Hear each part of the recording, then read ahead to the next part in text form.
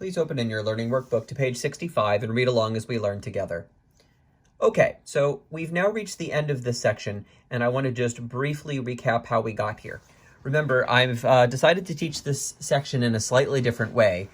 There were 5 problems, but instead of doing all 4 steps for problem 1, and then all 4 steps for problem 2, and so on, I decided to do step 1 for all 5 problems, and then step 2 for all 5 problems, and so on and so on. So it's probably worth repeating the 4 steps now as we conclude our discussion of this topic. So I'm going to bounce back to Learning Workbook page 62, and let's just look at the steps one more time.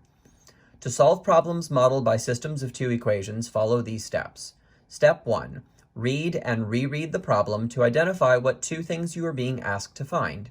Define a variable for each one. Write the variable name followed by what it represents. You must include the word number or the word of or both in your variable definition. We had 5 videos on step 1.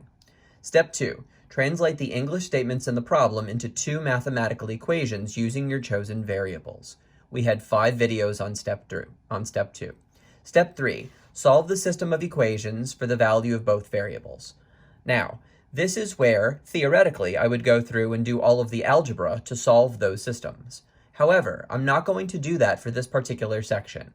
And the reason why is because we've already spent an entire section, section 4.1, teaching you how to solve a linear system. So the only thing left now to teach you is step 4. Interpret your answer using your variable definitions from step 1. That brings us back to page 65 of the Learning Workbook. So, let's look at the first problem. This is the one with the large and small frames. In step 1, we defined our variable L as the number of large frames and our variable S as the number of small frames.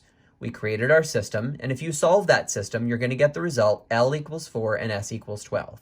Now here comes the interpretation, and this is really, really, really easy. So, instead of L, you're going to say what L equals, the number of large frames you will purchase. Instead of equals, you're going to say the word is. And then, of course, you'll just end up with the number 4. So we get the following sentence. The number of large frames you will purchase is 4. The number of large frames you will purchase is 4. This would be the number of small frames you will purchase is 12. Step 4 is super, super easy if you correctly did step 1.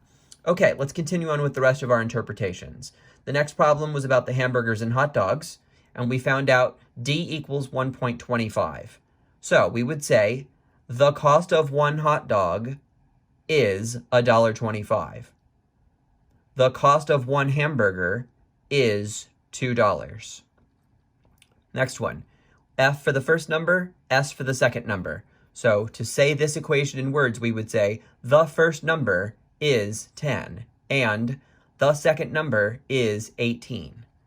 For the butterfat milk mixing problems, so X is this, Y is this. So when we translate X equals 60 into an English sentence, we would say the number of quarts of 6% butterfat milk is 60.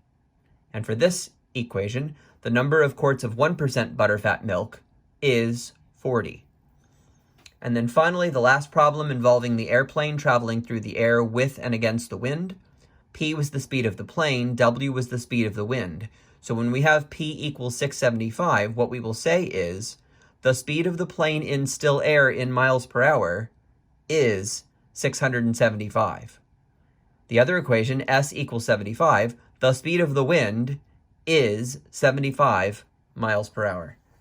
Step 4 is very easy if you did step 1. Step 2 is very easy if you did step 1. It's very, very important to always do step 1. Write your variable definitions and be sure you always include the word number or the word of or both.